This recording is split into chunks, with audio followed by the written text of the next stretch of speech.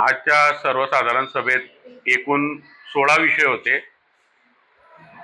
त्यापैकी आम्ही 5 विषयांना हरकती घेतली, कारण की ते 5 जे विषय होते ते सर्वसामान्य नागरिकांशी जुळलेले होते आणि ते बेकायदेशीर ठराव होते। म्हणून आम्ही हरकती घेतल्या। एक 4 नंबरचा विषय होता। 4 नंबरचा विषय असा होता, विरचक धरणला पर्यटन मधून 5 कोटी रुपये मंजूर झालेले आहेत। त्याला आमचे नगरसेवक चारू दत्त कळवणकर यांनी लेखी हरकत घेतली होती आणि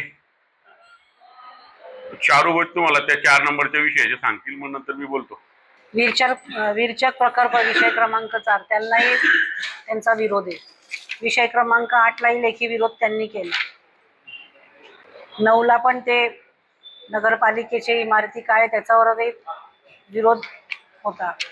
15 विषयालाही त्यांचा लेखी विरोध आहे आणि क्रमांक 10 लाही त्यांचा लेखी विरोध आलेला आहे। आता हळूहळू नगरपालिका आता अस्तित्वात येत आहे। याच्या आधी प्रशासक होतं, अस्तित्वात येते नगरपालिका, कारण की खर्च तर अमर्यादित राहतो, पण आपल्याकडे पैसा हा मर्यादित प्रमाणात येतो। तर त्या अनुषंगाने हळूहळू सगळीच कामं मार्गत्वाला आम्ही लावत आहोत, सगळं नियोजन, कारण की पैसा मर्यादित राहतो आणि आपल्या गरजा ह्या अमर्यादित राहतात। तर त्या हिशोबाने आम्ही सगळंच म्हणजे नियोजनबद्ध पद्धतीने नगरपालिकेचा कारभार करून आपल्या ज्या आधी प्रायोरिटीवरती ज्या आपल्या समस्या आहेत त्या आधी आम्ही सोडू, नंतर मग दुसऱ्या समस्या।